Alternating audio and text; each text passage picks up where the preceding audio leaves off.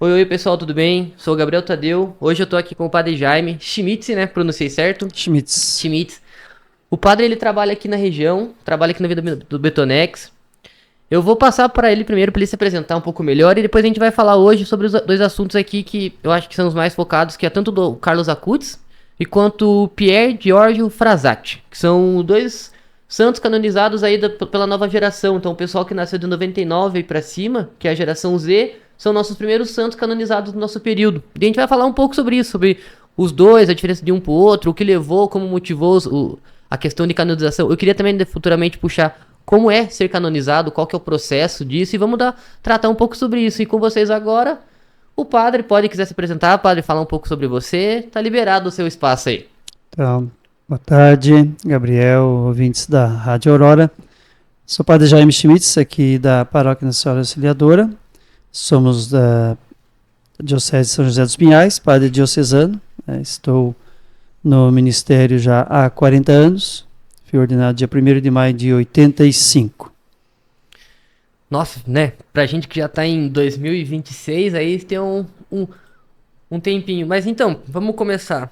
Padre, pra gente começar um pouco, quem que foi tanto o Carlos Acuti e o Pier Giorgio Frassati? Só pro pessoal entender ali, vamos começar a contextualizar para ficar mais Certo, fácil. só explicando melhor essa questão, porque o Santo Milênio, né, Carlo Acutis, por ser assim mais próximo de nós, na sua vida, na sua biografia, morreu com 15 anos, os dois foram jovens, leucemia, mas Pier Giorgio Frassati, na verdade, ele, 2025, são 100 anos, né, do seu falecimento. Ele morreu em 1925, com 24 anos de idade, era também jovem ainda, teve poliomielite, era um jovem universitário.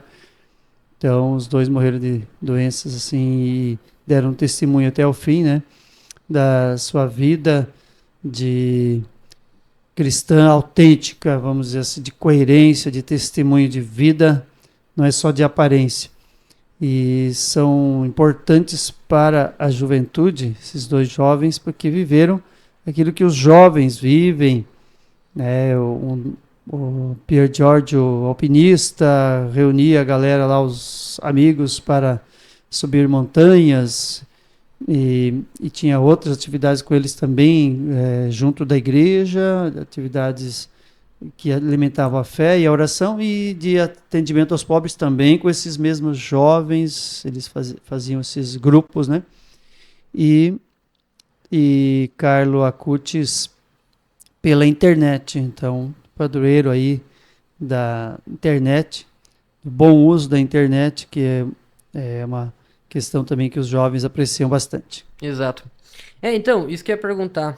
Ah, como que funciona essa questão? A gente tá falando agora, falou como que é a questão para ser canonizado? Qual que são os passos ali? Vamos explicar isso, pessoal, que eu acho que isso é uma dúvida geral. Como que eles saíram É, de pessoas ali, de simples pessoas para santos canonizados? Como sim. que é o processo para É isso? todo um caminho. Primeiro, testemunhos de pessoas próximas. Nenhuma pessoa fica o sujeito só porque tinha muitos contatos na internet, vamos supor, Carlo Acutis, não é isso que declara que ele foi um santo, mas as pessoas que viveram bem próximas, que tiveram contato vendo como ele vivia de fato, e não só o que ele anunciava na internet. Aquilo não é o suficiente, mas o testemunho de pessoas que viveram com esses que foram declarados santos, viram que viveram aquelas chamadas virtudes heróicas da santidade, e eles depois também passam pelo processo primeiro da beatificação, né? Primeiro eles são apenas venerados, né? Bem-aventurados, são ainda beatificação, para depois chegar na canonização. Então, quando tivemos ali a beatificação do Pier Giorgio, foi o São João Paulo II que fez, que declarou que ele era o santo das 8 bem-aventuranças, né, do Bacana. Sermão da Montanha de Jesus. E depois desse processo da beatificação, vem o último processo, que é a canonização.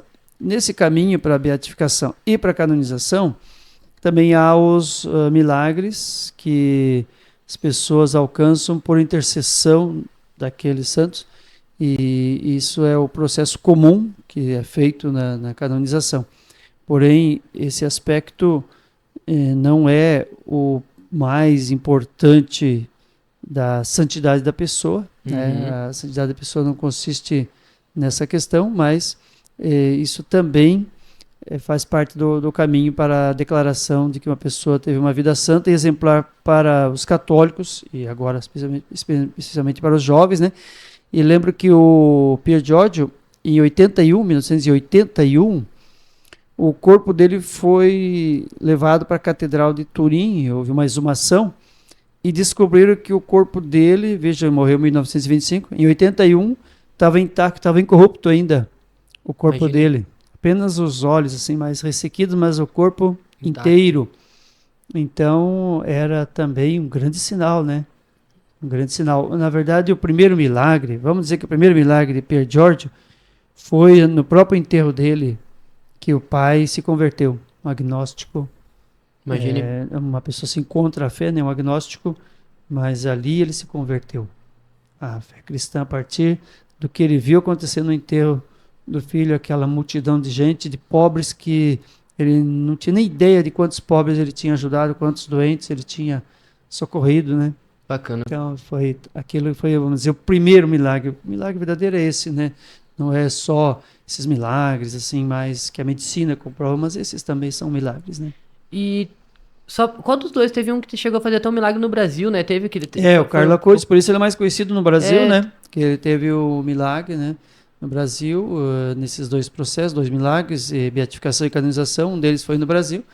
E por isso ele passou a ser mais conhecido no Brasil, e especialmente anunciado aqui na juventude, no meio juvenil, que é muito importante para nós. E o milagre ele foi alguma coisa assim mesmo, foi tipo, a família aqui conversou via internet com o pessoal não, eu ia falar o Vaticano, mas acho que não foi o Vaticano, né? Mas o pessoal de outro país e fizeram essa ponte de conectar a necessidade da mãe com o santo via internet, né? Isso, então esse foi um fato marcante para o nosso país, né? Nosso país está ligado ao Carlo Acutis, e temos também um carinho especial por ele, né? Bacana.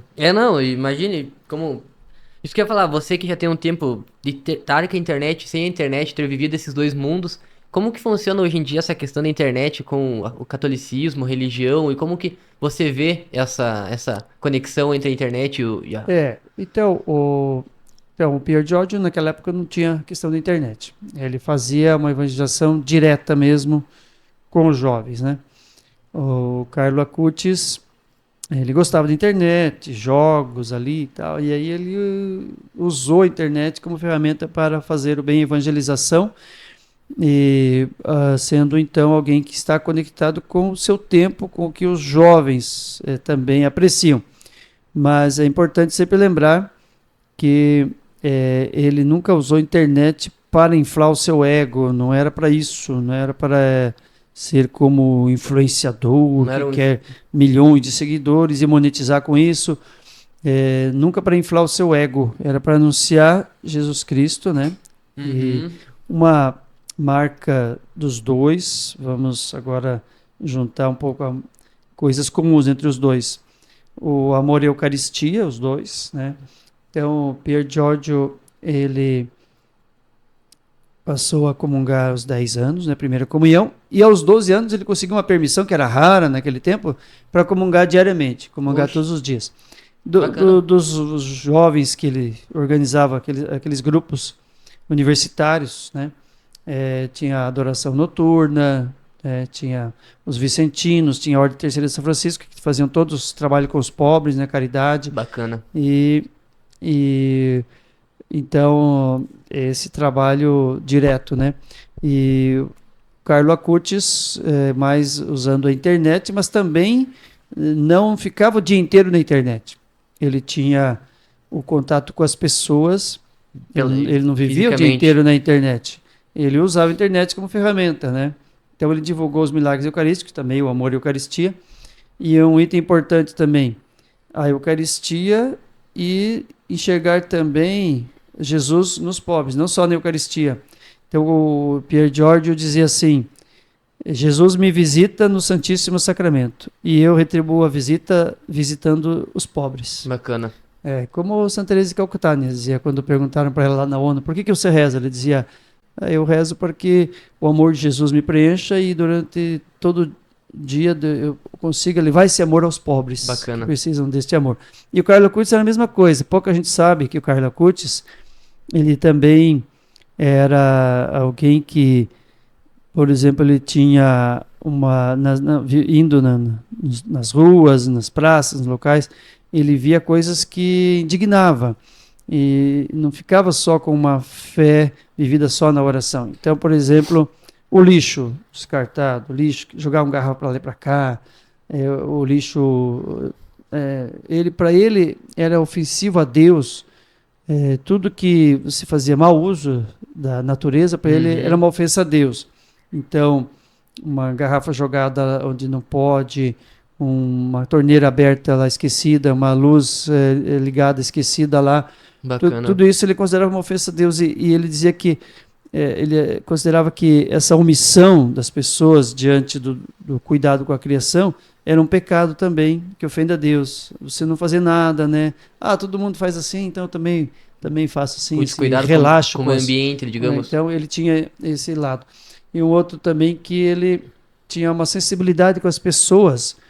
Então, por exemplo, ele era contra o bullying, o preconceito na escola onde ele estudava. Havia colegas dele com deficiência. Sofriam bullying até por parte de professores, e ele tinha coragem de se manifestar contra esse bullying. E ficou famoso um fato que ele, numa praça ali, havia um grupo de crianças molestando um idoso homossexual ali que estava na praça, e ele não se omitiu, ele interviu e falou uma frase que ficou famosa: só Deus pode julgar. Não fiquem julgando ninguém, só Deus pode julgar. Só Deus. Então, ele também tinha essa compaixão com as pessoas que viviam na rua, né? Não se tornou uma pessoa avessa com o nojo, com aversão a esse povo, mas ele também era amigo desses, do migrante, do sem-teto, daquele que estava até na rua. Abraçava todo mundo. Os dois foram também anticonsumistas, né, que sabiam compartilhar os bens que estavam à sua disposição. Então, o Pier Giorgio, ele conseguiu usar os bens que estavam à disposição dele, família rica, né? E para ajudar os pobres. Então, o povo chamava até de transportadora Frassati. Virou até um apelido. Um apelido. Porque ele carregava carvão, carregava lenha, carregava alimentos e até móveis para os pobres, né? E usando seus bens pessoais, né? Bacana. Carlo Acutis também tinha esse desapego das coisas, só no acúmulo de roupas, não, roupas novas, tênis, não, só aquilo que usa. E então roubaram a bicicleta nova do Carlo Acutis. O que ele fez? Não permitiu que comprassem. Eles podiam comprar uma nova para ele, não. Ele pediu para consertar uma que estava na garagem lá estragada. Não deixou que comprassem uma nova. Era contra esse consumismo exagerado, né? Os dois, né? Então, é importante ver como tem muitas marcas comuns entre os dois. Desses dois santos, né? E agora você falou agora há pouco ali, eu queria perguntar como que é, de uns anos pra cá, essa conexão dos jovens ali da internet. O pessoal tá voltando, quem é jovem, você como padre se sente, esses dias eu vi na internet, deles falando dos jovens retornando para a igreja, que nos últimos anos aí teve uma grande volta dos jovens para a igreja. Você como padre, se vê isso, se está sentindo isso mesmo, que o pessoal mais novo está voltando a frequentar, a procurar? Não é no nível desejável, não.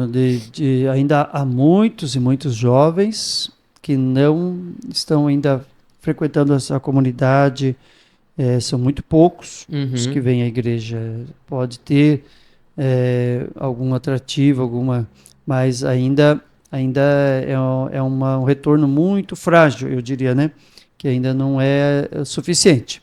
Mas, quem sabe, os jovens santos agora possam ter um apelo, né? Porque a apresentação de pessoas santas chama atenção no mundo de hoje, porque se a gente for comparar, hoje a comunicação chega rápida. Sim. E logo as pessoas conheceram a vida desses dois jovens. Mas vamos pensar lá no tempo de Santa Teresinha, que morreu lá com seus 24 anos, né? Também jovem, mesma idade do Pier Giorgio, tuberculose. E até ela ser conhecida, quantos anos levou? Porque ela escreveu o diário da vida dela. Um tio lá que tinha condições financeiras conseguiu mandar imprimir aquilo lá. E os padres franceses que trabalhavam nas missões foram levando a história da vida dela para o mundo. Mas levou muito tempo para ela ser conhecida, Uhum. né, e popular. Já os santos jovens aí agora com os meios de comunicação, eles têm um poder que chama atenção, que um evangélico ali deu um depoimento, tenho esse vídeo lá no meu computador lá que me mandaram no WhatsApp. Eu sou evangélico, mas eu não posso negar a importância desses dois jovens que serão canonizados nesse domingo. Exato. Falou antes da canonização. Os dois jovens que dão testemunho da fé, a fé que não ilumina, que não testemunha, não adianta. Então, citou o exemplo dos dois, como eles testemunharam a fé com coragem, Bacana. né, com solidariedade, testemunho de vida, coerência. Então, isso que é importante. Então, como também um outro vídeo que eu tenho lá de um pastor que falou, eu sou evangélico e tal, mas o sapato furado do Papa Francisco no seu enterro fala mais alto sobre evangelização do que muitas coisas, muitas pregações, né? Uhum. Então é isso que a gente diz, que o testemunho de vida fala alto, né? São Carlos de Foucault, agora vou falar de um outro Carlos, né? Carlos de Foucault, Charles de Foucault, do qual nós aprendemos a oração do abandono. Aqui nas comunidades o povo já sabe porque eu rezo a oração do abandono sempre antes das missas, né? Oração do abandono, se você quiser a gente pode rezar no final do nosso momento aqui também, antes de dar uma bênção, né? Então o São Carlos de Jesus, ele também falava mais ou menos o que o Pier Giorgio falava assim, o mesmo que disse, isto é o meu corpo, é o que disse, o que fizerem ao menor dos meus irmãos, a mim fizeram. Então ele encontrava Jesus nas adorações, que ele passava horas, noites na adoração silenciosa diante do Santíssimo, e encontrava Jesus nos pobres também.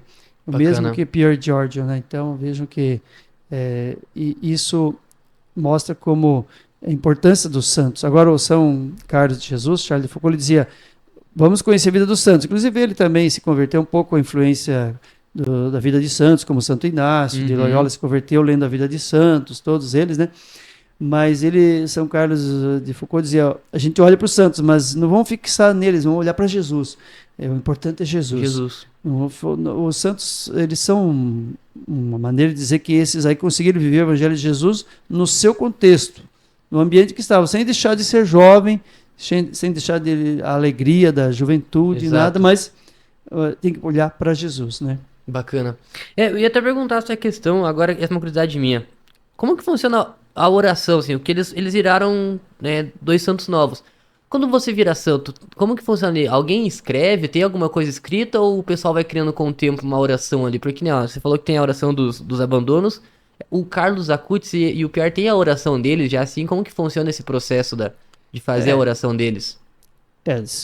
Geralmente tem todo um caminho que também as pessoas usam fazer orações pela beatificação, canonização, né?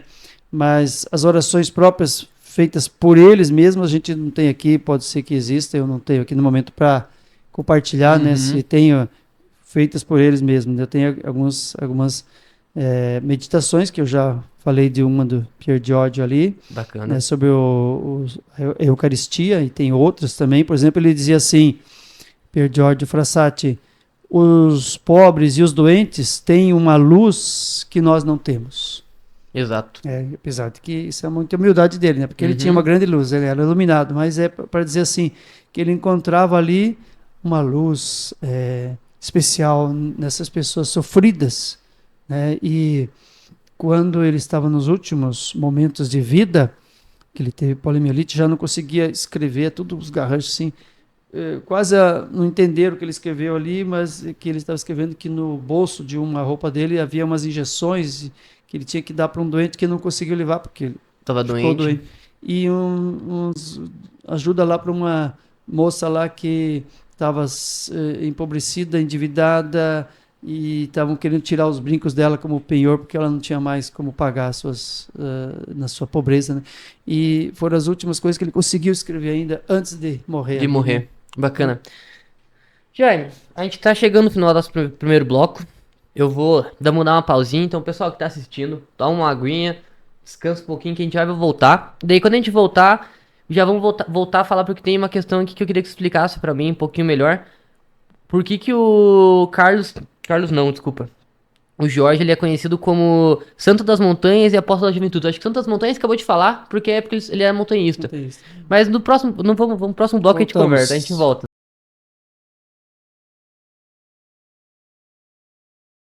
Pessoal, estamos voltando aqui pro nosso segundo bloco. Como eu falei, a gente vai falar agora, explicar o porquê do Santo das Montanhas e o Apóstolo da Juventude. Essa era a palavra que eu tava tentando lembrar.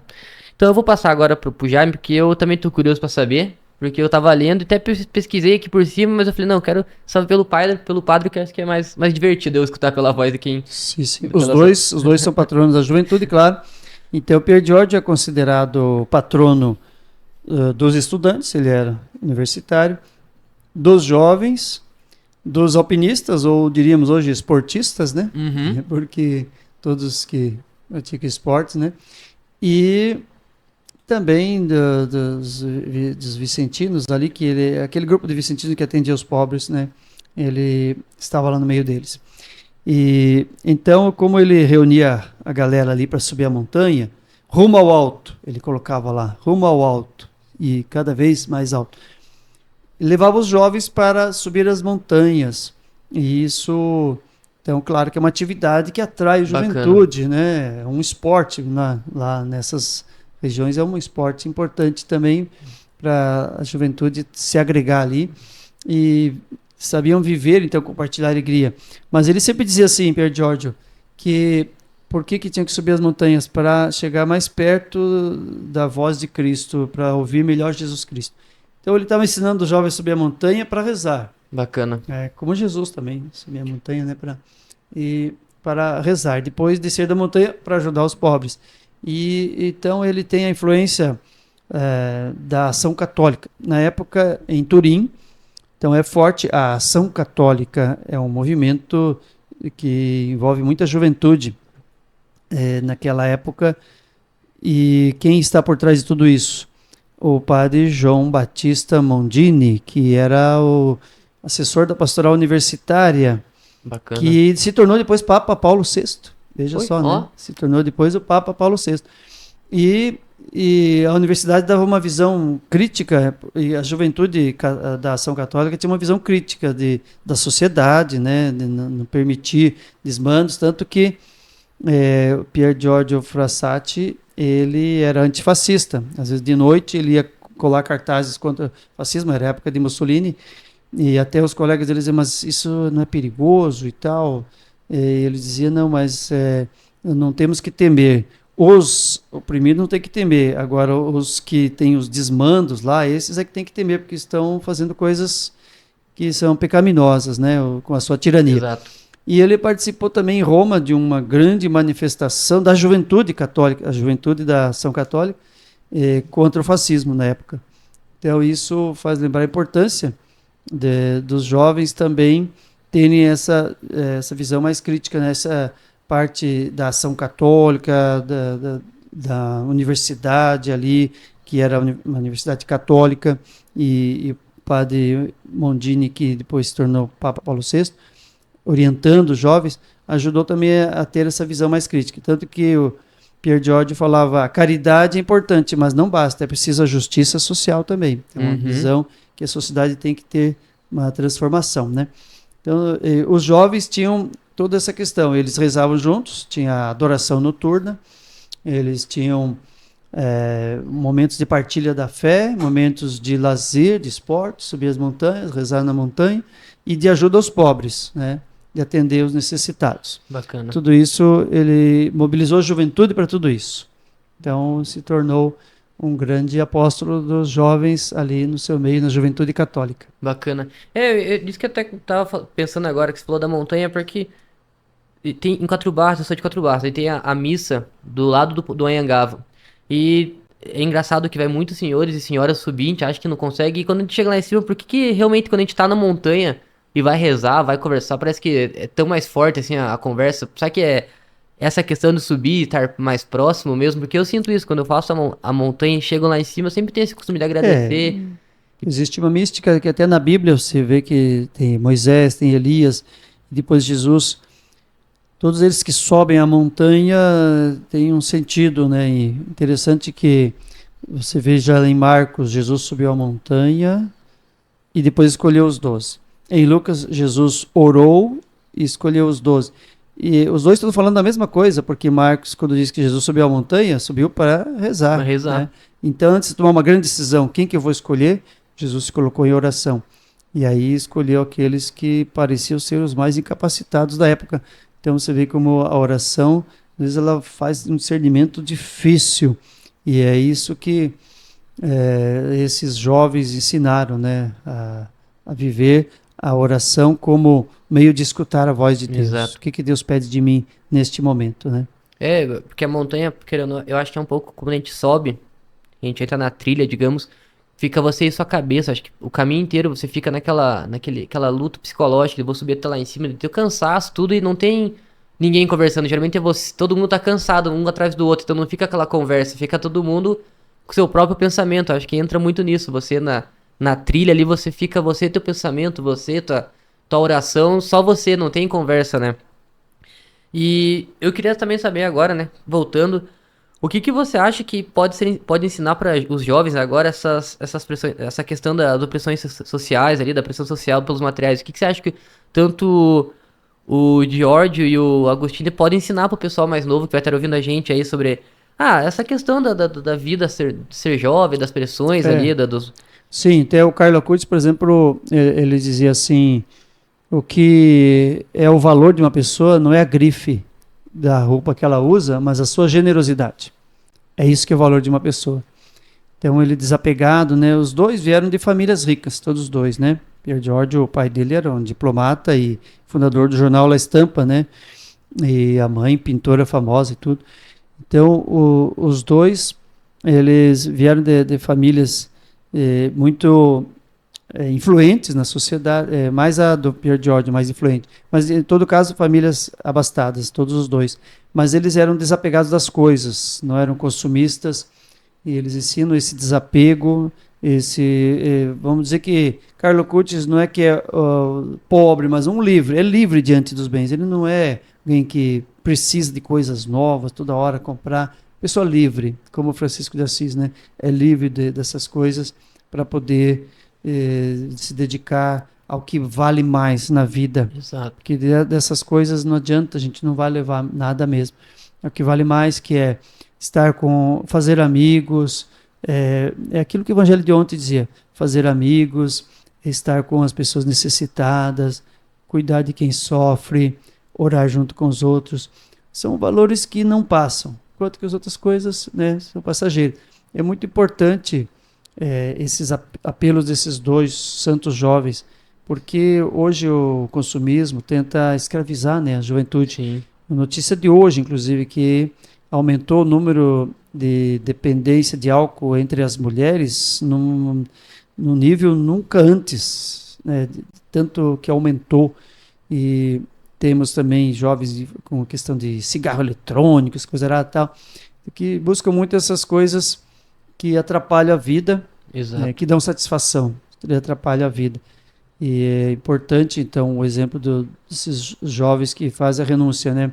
Pier Giorgio, lá os jovens da Ação Católica, tinham os 3 itens importantes da espiritualidade daqueles jovens da Ação Católica: oração, ação e sacrifício, renúncia, né? Então essa renúncia também é renunciar ao exagero de bens de consumo, que às vezes seduzem os jovens, né? Uhum. Então também querer ter fama, brilho, né? Como atrás de influenciadores. Então até ontem tinha um programa na TV Cultura, matéria de capa, você acha que encontra aí no YouTube, que é o problema dos influenciadores hoje que faz a cabeça da juventude. Exato. Então esse é o problema que foi analisado ontem. Então é importante que a mídia seja usada com moderação para o bem, não como um vício, né? E que as pessoas entendam que ali a pessoa importante não é aquela que tem milhões ali de seguidores e de monetização mas não é um exemplo de vida. Até um influenciador esses dias aí que foi preso aí, estava com droga e alcoolizado e bateu o veículo e Bateu o tal. veículo, né? Influenciador aí, quer dizer, as pessoas ficam atrás de gente que quer cultuar o corpo, né, a idolatria do corpo, a fama, essas O coisas. próprio Dolari bem isso que você falou, acho que é Gato Preto o nome do rapaz, É, que é isso daí, o pessoal é um influenciador, mas a influência dele ali também tá dirigindo um carro correndo numa avenida movimentada, bebendo durante horas, eu penso um pouco nisso, nessa questão de quem que tá influenciando, eu sou jovem ainda também, mas quem é mais jovem que eu, como que tá crescendo com essa questão da internet, como de... aqueles influenciadores que faziam campanha para os jogos, Uhum, faziam propaganda para você ser viciado em uhum, jogos, mentindo que você vai ganhar lá, vai lucrar e tal. cafezinha, Então, também, e sem falar dos maus exemplos que depois saem nos noticiários, né, os escândalos que essas pessoas exato. se envolvem aí, né, de vez em quando, que saem essas notícias. Então, não, olhar de maneira mais crítica isso, para não se deixar influenciar. Então, vamos dizer assim que, no meu tempo que eu fui internado com aquela doença reumática que fiz um tratamento pelo qual hoje tem essa consequência da visão, mas fui internado no Hospital Santa Casa e tinha 9 anos. Aí minha mãe trazia lá umas revistinhas, hoje seria mais internet, né? Exato, Historinhas, desenho animado, tá? Mas era o gibi lá, o História em Quadrinho. História em Quadrinho da vida de Santa Rita, História em Quadrinho da vida de Santo Inácio, de Santo Antônio. Então eu li várias vidas de santos, bacana. e próprio para uma criança de 9 anos, porque era história em quadrinho. Então, quais são os heróis que depois se apresentam, né, para os jovens? Ah, tem esses filmes de heróis aí, o Homem-Aranha, o menino que quer se vestir de Homem-Aranha, não sei o quê, tal, quer dizer, mas quais são os heróis que são apresentados? Para a gente, quando eu tinha 9 anos, foram apresentados esses heróis, que eram santos da igreja, né? E hoje nós podemos apresentar esses dois heróis aí, né? Quem sabe se crie animações, coisas antes dos filmes, coisas mais próprias para criança, assim, para Bacana. a gente apresentar outros heróis, não Super-Homem, Homem-Aranha, essas coisas que não. Não, não, não, não não são verdades, não são, né? é. Não, mas eu penso um pouco isso. Uma coisa que eu ia te perguntar, como que pra igreja foi o fato de um dos meninos ser canonizado, o santo, né? A imagem dele estar de calça jeans e mochila. Eu vi uma coisa no jornal deles comentando sobre por cima que ele é o primeiro santo como posso explicar? Isso. Não estar naquela vestimenta, não É, padrão, mas é que geralmente os santos têm, isso é né? porque o Papa São João Paulo, ele escreveu também, né? Precisamos de santos de calça jeans, isto é, santos jovens. Falava isso, né? E isso também foi uma marca que ficou, né? Esse apelo. Precisamos de santos jovens. E temos muitos santos jovens, né? Esses são dois conhecidos. Mas isso Que conversam desde da vestimenta, a idade com o pessoal mais novo. E eu queria saber um pouco isso também, como que tanto o Carlos Acutis e o Pior de Frassati, eles se complementam como modelos de santidade nos tempos atuais, como que eles se apresentam pro pessoal que... sim, os santos jovens de alegria, porque eles vivem a alegria da juventude, né? Lá, o Pier Giorgio, junto com os outros jovens, é o ambiente de alegria. Você pode viver a santidade na alegria. Até o Papa Francisco escreveu um documento pequeno sobre a santidade, que você pode ler, tem na internet, é curtinho. E ele vai falar nesse documento que o santo não é uma pessoa de mau humor, né? Antigamente se representava as figuras de santos, quadros, assim, como uma pessoa muito carrancuda, né? Sim, Como se tivesse que ser assim para ser santo, mas na verdade são maneiras que quem representou os santos fez, como se eles tivesse essa né? cara. Mas eles eram pessoas também da alegria, né? São Felipe Neri ficou bem marcante, porque aí se representa ele melhor assim, né? Como santo da alegria. São João Bosco falava, um santo triste é um triste santo, não tem sentido, né? Então, a alegria faz parte, o bom humor também, não é pessoa ali amargurada, pessoa, até a palavra entusiasmo, quer dizer, estou em Deus, vem do grego enteos, estar em Deus. Quem está em Deus é entusiasmado, não é uma pessoa para baixo. Papa Francisco insistia muito, né? Cristão não é Bacana. aquele de cara de vinagre, cara de sexta-feira santa, mas o cristão a marca dele é a alegria, né? Alegria. Bacana. Não, Pior que não é a primeira vez que eu escuto alguém falar sobre isso, que a questão do cristão ali, do católico, não pode, não é que não pode ser, mas geralmente eles pedem isso, pra pessoa ser um sorriso no rosto, ter essa felicidade transbordando, mostrando pro próximo, porque às vezes quando acho que o seu sorriso ali, o seu bem-estar, digamos assim, passa pro próximo do seu lado, você nem quer, mas só o sorriso, a alegria do espírito mesmo, ela já transporta pro próximo essa questão. Isso, e não é essa marca principal, mas para dizer que os dois são exemplo de santidade para os tempos de hoje. Por isso que a gente quis trazer esse ponto, mas para os tempos de hoje. Porque viveram no seu contexto ali, na sua época, o que eles podiam viver do Evangelho. E eles, como dizia São Carlos de Foucault, gritaram o Evangelho com a vida deles. Então, Bacana. pelo testemunho, pela coerência, eles falaram muito alto da santidade. Não foi só algo de aparência, né? Bacana. Eu queria saber um pouco isso também. Como que esses dois, eles ajudam a mostrar mostrar que não, a santidade não é algo distante. Qualquer pessoa com a vida comum ali, qualquer um pode ter, não ser um santo, mas pode transmitir essa santidade. Eu queria que se desse para dar uns exemplos pro pessoal o Ótimo, que isso é fazer. importante, porque nosso primeiro bispo aqui da nossa diocese, Dom Ladislau, quando ele vinha fazer crisma, talvez as pessoas aqui do bairro possam lembrar de quando ele veio fazer crisma aqui nesta paróquia. Ele tinha sempre uma mensagem na homilia que ele dizia que nós somos chamados a ser santos, todo aquele que está ungido ali, aquele crismado todos. E ser santo não é fazer milagres, ter uma vida espetacular, estrondosa, mas é seguir Jesus, seguir o que Jesus Bacana. viveu.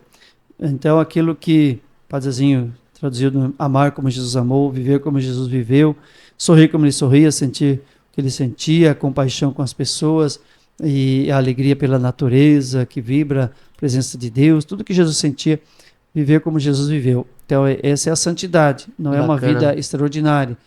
Então, depois a gente vai aprofundar mais no final, quando a gente vai trazer as lições, talvez aí para a comunidade, para tudo, que eles dois aprenderam com outros também, né? Bacana. Que viveram uma vida santa. O Carlo Acutis, a família, todos os dois eram de famílias não praticantes do catolicismo, mas a empregada doméstica lá, que atendia a família, ela que, vamos dizer, introduziu o Carlo Acutis, porque era uma pessoa que tinha uma vida exemplar. De origem polonesa, essa mulher tinha uma fé, era praticante, enquanto que os pais dele não, mas esta empregada doméstica que introduziu ele, formou ele na fé. Formou ele na fé com o ensinamento, conteúdo, doutrina? Sim, mas muito mais com o exemplo de vida dela. Bacana. Padre, ó, nosso segundo bloco acabou, então vamos lá, pessoal, a gente vai dar uma pausinha aqui, vocês estão em casa, é coisa rápida, a gente já volta e quando a gente voltar vamos tratar isso. Tanto eu queria que você depois fizesse a reza dos bastardos lá, que você falou que ia fazer, e falar um pouco dessa questão de como fortalecer, né? Tipo, como que esse santo pra comunidade fortalece a fé no dia a dia, e dica pro pessoal aí que tá meio afastado, quer procurar, quer dar um tempo, o que que eles podem fazer. Então, pessoal, você que tá em casa, coisa rapidinha, 5 minutinhos, a gente já volta.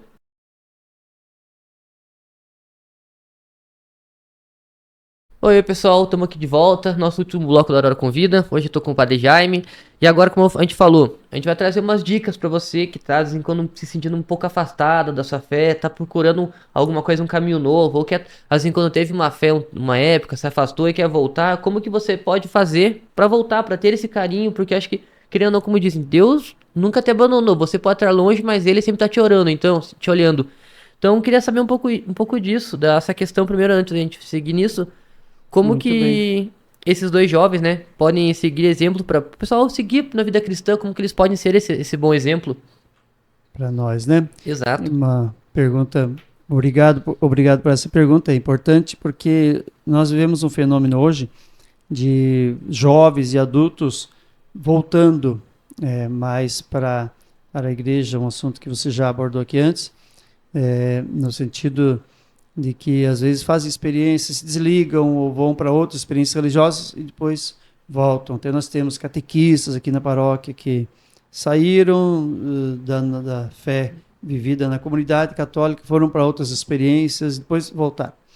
Então essa volta quando estes jovens ou adultos já tiveram os seus sacramentos, já tinham recebido os sacramentos na igreja e se afastaram depois disso, então eles devem procurar, devem fazer um momento de retomada, uma confissão, uma boa confissão, né?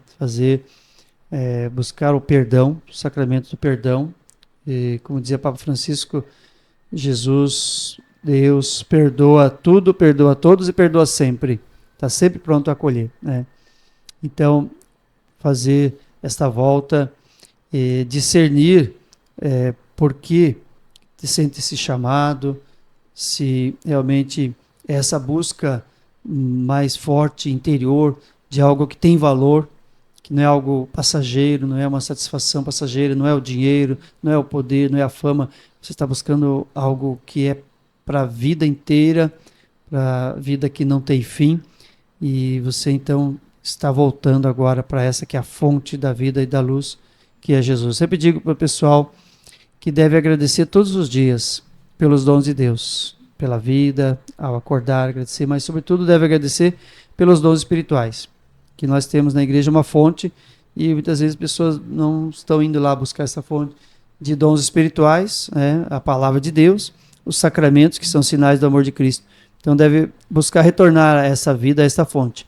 Agora, se é uma pessoa assim, que nem recebeu os sacramentos, nem nada, então esse jovem vem, conversa com a comunidade, entra num caminho de catequese de adultos, né? Catequese com os adultos, para ir fazer o seu caminho de iniciação à vida cristã.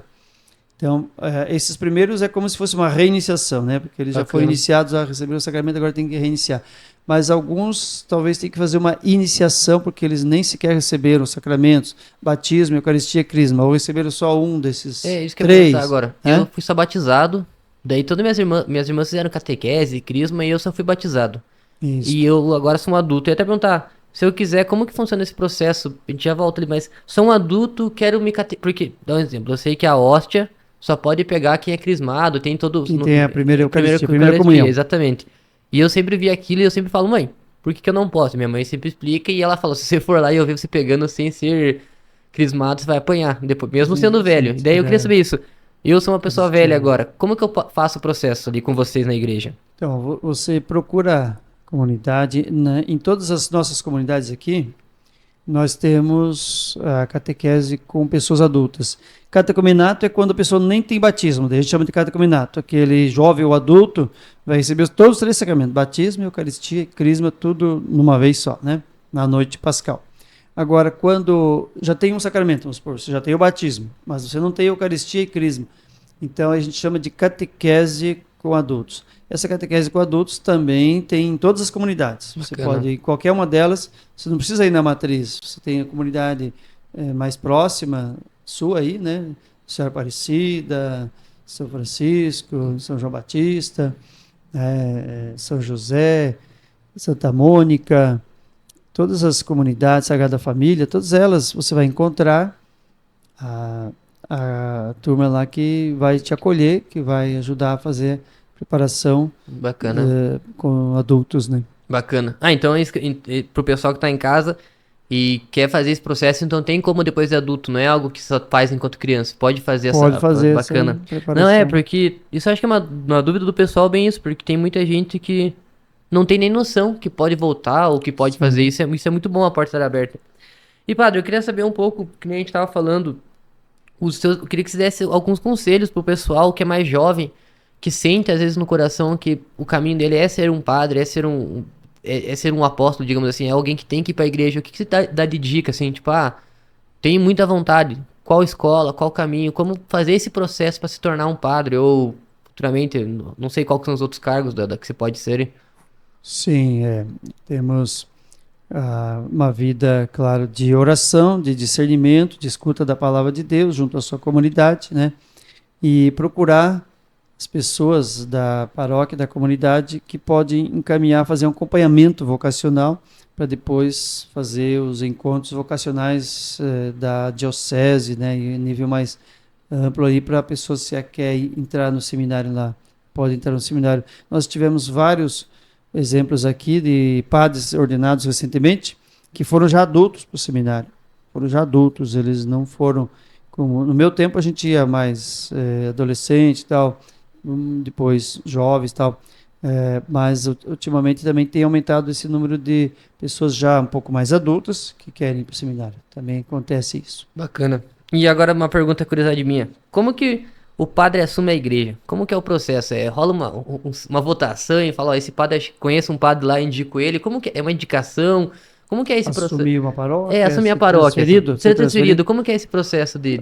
É o bispo que vê as necessidades. O bispo, até nós tínhamos um padre aqui com a gente, o povo não queria que ele saísse, ficasse comigo aqui, nós estávamos em dois, mas houve um problema, uma necessidade, faltou padre numa outra paróquia, daí ele foi transferido, o padre Adriano, para ocupar esse lugar lá, para não deixar sem padre aquela Bacana. paróquia. Então depende das necessidades. Aí o bispo é que conversa com a gente, né, para o padre estar disponível. Quando a gente se ordena, faz uma promessa de obediência ao bispo e aos seus sucessores, quer dizer, aqueles que vierem depois dele na diocese, que estão vendo as necessidades e vão, ó, você vai para lá, você vai lá, para não ficar também um tempo exagerado em cada lugar, né, que não convém. E assim vai acontecendo. Bacana isso. E tem um rodízio também. Acho que o senhor já deve ter ido para outras igrejas. E como que é a experiência? É que nem um emprego, assim, de você chegar num emprego novo, ter que fazer amizade. Como que funciona quando... A gente já está acostumado, são 40 anos de ministério, já 12 paróquias diferentes, e a gente já está acostumado, desapegado do lugar, né? A gente não pode se apegar de forma que diz, não saio mais desse lugar, aqui estou acomodado. Não, a gente tem que ir onde precisa, né? Já tem esse já o espírito de estar pronto para ir onde precisar. Bacana, você já vai preparado sabendo que vai ficar uns meses ali, trocar para outra... Meses não, acho que deve... Uns anos, né? Uns anos. E do senhor, assim, dessas igrejas que você passou, tem uma que você fala assim, nossa, essa eu queria ficar mais uns 2 anos ali. Teve uma que te pegou mais, assim, que tipo, talvez o ambiente ou o pessoal que ia assistir, assim, ou você tem um carinho igual por todos, assim? Muitas delas, né? Por exemplo, eu saí da paróquia anterior, na Fazenda Rio Grande, não é porque eu até se fosse mais cômodo, continuaria, né? Mas já estava lá um período, bom, está um período já, tem que se dispor, agora pode me dispor aí para não ficar exageradamente aqui, né? Na verdade eu ia ficar 6 anos, mas daí entrou a pandemia e entrou um problema muito grave financeiro lá com a pandemia, e daí eu não queria entregar a paróquia naquelas condições tão debilitadas. Eu disse para o bispo, vamos ficar mais um pouquinho aqui para sanar essas condições aqui, para poder entregar a paróquia sem tantas dificuldades para o próximo padre que vier. Aí acabou prolongando mais 2 anos, mas era para ter saído antes. E aí a gente, então, veio para essa missão aqui no Guarituba, aqui na Paróquia Nossa Senhora Auxiliadora. Estamos aí, graças a Deus. Amém. Muito bom. Eu ia perguntar, porque eu sempre tive essa dúvida de como que funciona essa questão de para onde eu vou, como que eu vou, porque eu lembro que em Quatro Barras tinha um padre, ele era tipo assim, um padre que todo mundo gostava, e ele saiu de lá para ir fazer missão pela Cruz Vermelha, que foi daí quando era anos depois que eu descobri que a Cruz Vermelha e a igreja vocês andam bem perto ali, bem uma mão lava a outra, né, digamos, quem não sabe, a Cruz Vermelha é o pessoal que ajuda desde desastre, guerra, situações de calamidades e conflitos, tudo, né, estão lá para socorrer, né. Muito bem, então é isso, estar disponível, isso é o mais importante, né? Bacana. E eu queria saber, não sei se a gente faz mais pro final, a questão da reza ali que você falou, eu fiquei que ficou curioso, eu queria que você fizesse também, para abençoar, porque queira ou não, a gente tá no começo, toda a benção é sempre bem-vinda, do meu ponto de vista. Agora antes a gente tinha introduzido essa questão, vamos finalizar um pouquinho, o que nós podemos ver aqui da história desses 2 santos, que serve de lição também para todas as comunidades, para todos os cristãos, não só jovens.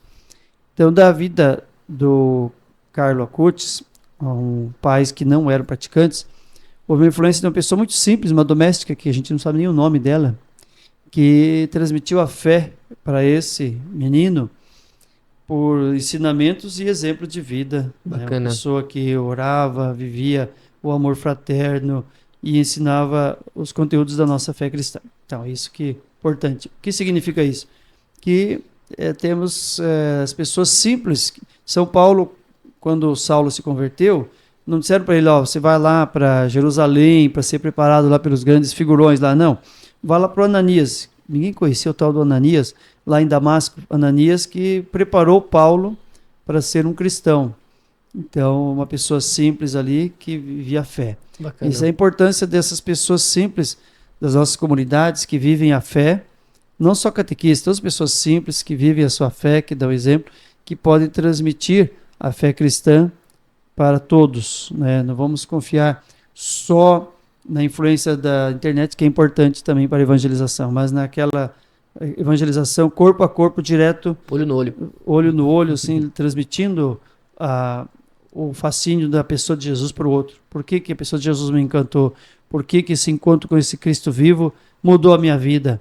Sempre digo para os catequistas, e vale mais você falar isso para os seus catequizandos, todo o conteúdo que você passou, aqueles encontros, temas e temas e temas lá, para você preparar um lá para a primeira Eucaristia, se você fez isso, ótimo, mas o mais importante é você transmitir como catequista como é que o encontro pessoal com esse Cristo vivo transforma a sua vida, transformou a sua vida. Isso que importa mais, e esse encantamento pela pessoa de Jesus, que esses santos viveram, os primeiros discípulos de Jesus viveram, né?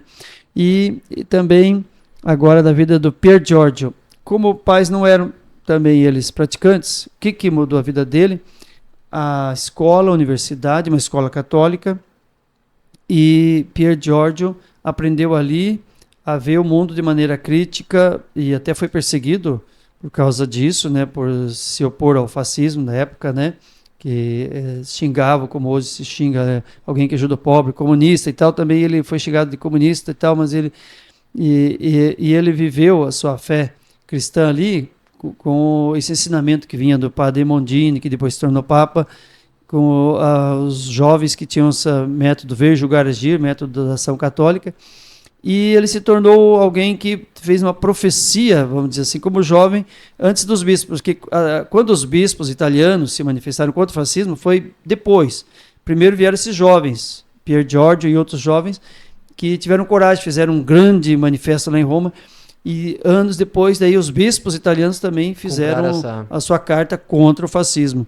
Então você vê que a profecia começou antes, começou pelos de baixo, para depois chegar lá na hierarquia os bispos. Então também a igreja tem que estar aberta a ouvir as vozes dos profetas, que são os simples também, não só aqueles que escrevem livros, que são, né, grandes pregadores, famosos, etc. Né? Tudo isso a gente aprende das lições desses dois. Verdade. Né? Mas sobretudo o que a gente falou desde o começo lá, oração e ação. Os dois, amor à Eucaristia e amor aos pobres, onde Jesus está também.